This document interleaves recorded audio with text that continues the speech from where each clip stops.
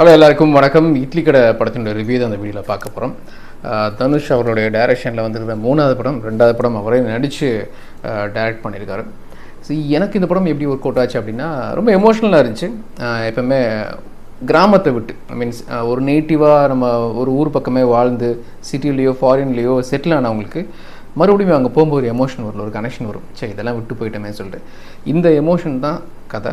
So ஒரு இயக்குனராகவும் சரி, ரைட்டராகவும் சரி, ஒரு நடிகராகவும் சரி, இந்த படத்தில் ஒரு எமோஷனலான ஃபீல் குட் மூவி தான் கொடுக்கணும்னு நினச்சிருக்காரு. அதில் ஓரளவுக்கு ஜெயிக்கவும் செஞ்சுருக்காரு.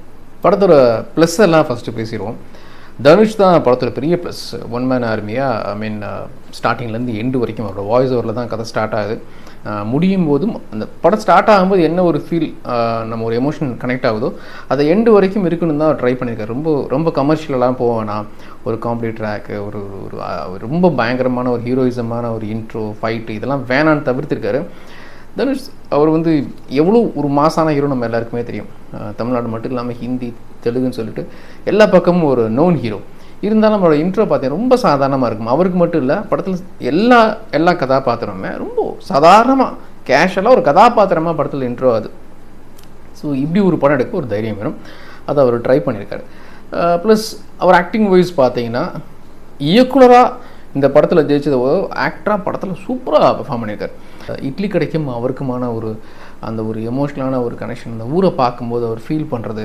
ஸோ இதுலேயும் அவருக்கு 2-3 லேயர்ஸ் ஆஃப் ஆக்டிங் இருக்குது. சின்ன வயசு, அதுக்கப்புறம் பார்த்தீங்கன்னா ஃபாரினில் போய் இருக்கிறது, அம்மா அப்பா பிரிஞ்சிருக்கும்போது அவர் கொடுக்குற அந்த ஒரு ஃபீல், அப்புறம் சொந்த ஊருக்கு வந்ததுக்கப்புறமா அவருடைய ரொம்ப எப்படி எல்லாமே இழந்த மாதிரி ஃபீல் பண்ணுவார். ஸோ தனுஷ் சாரை பற்றி சொல்லணும்னு அவசியம் இல்லை, ஒரு ஆக்டிங் பற்றி. ஸோ என்ன சொல்ல வரேன்னா, இயக்குனராக ஜெயிச்சதை விட இந்த படத்தில் ஒரு ஆக்டராக ரொம்ப சூப்பராக பெர்ஃபார்ம் பண்ணியிருக்காருன்னு சொல்லுவேன். ரைட்டர் இந்த படத்தில் தனுஷ் சார் ஒரு நெக்ஸ்ட் லெவல் போயிருக்காருன்னு சொல்லலாம். ஏன்னா டைலாக்ஸ் ரொம்ப சூப்பராச்சு. நிறையா இடங்களில் டைலாக்ஸ் ரொம்ப நல்லா இருந்துச்சு. இன்ஃபேக்ட் எனக்கு ஃபஸ்ட் ஹாஃபில் என்ன கனெக்ட் பண்ணிச்சு அந்த படம் ஃபஸ்ட் ஹாஃப் பார்க்கும்போது. ஸோ ஓவராலாக பார்த்தீங்கன்னா படத்தோட பெரிய ப்ளஸ் தனுஷ் அவர்கள் தான். தனுஷ் இல்லாமல் நிறைய கதாபாத்திரம் படத்தில் எக்கச்சக்க கதாபாத்திரங்கள் சும்மா ஜஸ்ட்டு போகிற மாதிரி இல்லை. எல்லாருக்குமே ஒரு வெயிட்டேஜ் உள்ள ஒரு சீக்வன்ஸ் இருக்குது. தனுஷுக்கு அடுத்தபடியாக பெரிய லெவலில் ஸ்கோர் பண்ணுறது நித்யா மேனன். இவங்க 2 பேர் காம்பினேஷனில் ஆல்ரெடி ஒரு பெரிய ஹிட்டு கொடுத்துருக்காங்க. நித்யாவுக்கு இப்போ ரீசெண்டாக தலைவன் தலைவியையும் சூப்பராக பெர்ஃபார்ம் பண்ணியிருந்தாங்க. இதுலேயும் பார்த்தீங்கன்னா தனுஷ் நிறைய இடங்களில் அவங்க ஓவர்டேக் பண்ணுறாங்க. அந்தளவுக்கு அவங்க பெர்ஃபார்மன்ஸ் இருக்குது. இவங்க 2 பேர் இல்லாமல் மனசில் நிற்கிறது அப்படின்னா இளவரசி சார் கதாபாத்திரம் ரொம்ப ஒரு சப்போர்ட்டிவான ரோல் பண்ணியிருக்காரு. அவரோட ஆக்டிங் நமக்கே தெரியும், ரொம்ப கேஷுவலாக.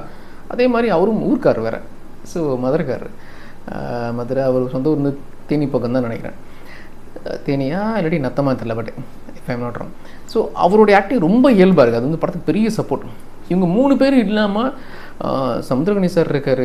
ஓகே, அவர் வழக்கமாக எப்பயும் போல் நல்லா தான் பண்ணியிருக்காரு. சத்யராஜ் சார் இருக்கார். அவரும் வழக்கமாக, அதாவது சொல்லிக்கிற மாதிரி இல்லை. இவங்க 3 பேர் அளவுக்கு மற்றவங்க அப்படின்னு சொல்ல முடியாது. அருண் விஜய் கதாபாத்திரம் பக்காவான நெகட்டிவ் ஷேடுள்ள ரோல். ஒரு ஈகோ கிளாஷ் தான். அவர் சினிமாவில் காட்டுற கதாபாத்திரம் ரொம்ப ஒரு வில்லன் அப்படின்னு நம்ம சொல்லிட முடியாது. மலையாள படங்களில் வர்ற மாதிரியான கேரக்டரைசேஷன் தான் தனுஷ் வடிவமைச்சிருக்காரு. பட் எனக்கு என்னவோ அருண் விஜய் கதாபாத்திரம் அந்தளவுக்கு கனெக்ட் ஆகலை. ப்ளஸ் அப்படி ஒரு ஃபீல் எனக்கு என்னமோ கொடுக்கல. நல்லா பெர்ஃபார்ம் பண்ணியிருக்காரு, சூப்பராக பெர்ஃபார்ம் பண்ணியிருக்காரு. இப்படி ஒரு ரோல் எடுத்து பண்ணுறதுக்கும் அவருக்கு ஒரு கட்ஸ் வேணும். ஏன்னா ஹீரோவாக ட்ராவல் பண்ணிட்டு இருக்கிறவர் இப்படி ஒரு ரோல், நெகட்டிவ் ஷேடுள்ள ரோல் எடுத்து பண்ணுறதுக்கு தைரியம் வேணும். நல்லா தான் பண்ணியிருக்காரு. அவரோட பாடி லாங்குவேஜ், அந்த ஒரு பணக்கார திமிரு, எண்டு வரைக்கும் விட்டு கொடுக்காம அது ஒரு மாதிரி இருக்குதுன்னு சொல்லிட்டு. பட் ஸ்டில் எனக்கு கனெக்ட் ஆகலாம் அந்த கேரக்டர். அவங்க ஒழுங்காக டெலிவரி பண்ண தான் நினச்சிருக்காங்க, எனக்கு கனெக்ட் ஆகலன்னு சொல்கிறேன். இவங்க இல்லாமல் பார்த்திபன் சார் இருக்கார்.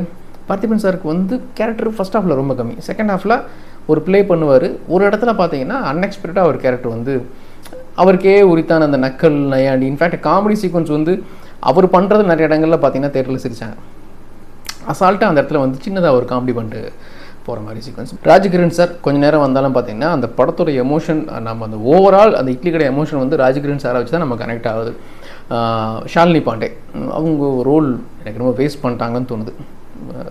நம்ம இதுக்கு முன்னால் நிறைய தெலுங்கு படங்களில் பார்த்துருப்போம், அர்ஜுன்டியில் பார்த்துருக்கோம். அவங்க இந்த கதாபாத்திரத்தில் அவங்களும் நல்லா தான் நடிச்சிருக்காங்க. நம்ம அவங்க ரோல் வேஸ்ட்டாக போன மாதிரி எனக்கு தோணுது. மியூசிக் படத்துக்கு பெரிய ப்ளஸ். ஜிவி சூப்பராக ஸ்கோர் பண்ணியிருக்காரு. நிறைய இடங்களில் அதாவது கதையே எமோஷனுங்கிறதுனால மியூசிக் தான் நம்மளை கனெக்ட் பண்ண வைக்கும். அதில் ஜிவி படத்துக்கு பெரிய ப்ளஸ். ஸ்டோரி ஸ்க்ரீன் ப்ளே பார்த்தீங்கன்னா ஃபர்ஸ்ட் ஆஃப் வந்து நம்ம எதிர்பார்க்காத மாதிரி கதை போகுதுங்க. அப்படியே டக்கு டக்குன்னு கதை போயிட்டு நகர்ந்துகிட்டே இருக்கும். இத்தனைக்கும் ரொம்ப பெரிய ஒரு கதைன்னு சொல்ல முடியாது. சின்ன பிளாட், ஒரு சின்ன ஒரு இதுதான். அது எமோஷனாக கனெக்ட் ஆகிற விஷயம். இன்ட்ரோ பிளாக் வரைக்கும் நம்ம கதை நகர்றதே தெரியல. பட் இன்ட்ரோ பிளாக் அப்புறமா ஸ்க்ரீன் ப்ளேயில் ஒரு லேக் ஏற்படுது. ஓகே, அது எப்போவுமே இன்ட்ரோ பிளாக் அப்புறம் ஒரு லேக் இருக்கும். பட் எனக்கு நம்ம எங்கே ஷிஃப்ட் ஆகுது அப்படின்னா, மெயின் பிளாட் வந்து அந்த நேட்டிவிட்டி. நம்ம இப்போலாம் ரூட்டு தேடி போகிறாங்கன்னு சொல்லலாம். நம்ம ஊரை விட்டு நாடை விட்டு வெளிநாட்டில் ஒர்க் பண்ணுறவங்க ஒரு கட்டத்தில் தேடி வருவாங்க. இதுதான் என்னுடைய பூர்வீகம்னு சொல்லிட்டு. அதுதான் அந்த பிளாட், அந்த எமோஷன் கனெக்ஷன் தான். அது ஷிஃப்ட் ஆகி ஈகோ கிளாஷ்குள்ளே போகுது. ஸோ 2 பக்கம் நம்மளால் ட்ராவல் பண்ண முடியாது. ப்ளஸ் அந்த குழப்பம் இருக்குது அந்த கதையில். 2ஐயும் டைல்யூட் பண்ணி தெளிவாக கொடுக்கணுன்னு தான் ட்ரை பண்ணியிருக்காங்க. அது என்னமோ டெலிவர் ஆகலைங்கிறது தான் என்னுடைய ஃபீல். இதெல்லாம் தாண்டி தனுஷோட ஆக்டிங், முக்கியமாக கதையோட பிளாட், அந்த எமோஷன் கனெக்ஷன். நான் சொன்னேன் இல்லையா, ஒருவேளை நீங்கள் இந்த கிராமத்தை விட்டு ஃபாரினில் எங்கேயா ஒர்க் பண்ணுறீங்க, ஊரை விட்டு எஸ்டியில் எங்கேயோ வாழ்கிறீங்க அப்படின்னா இந்த படத்தில் நிறைய இடங்களில் நீங்கள் கனெக்ட் ஆக வாய்ப்பு இருக்குது.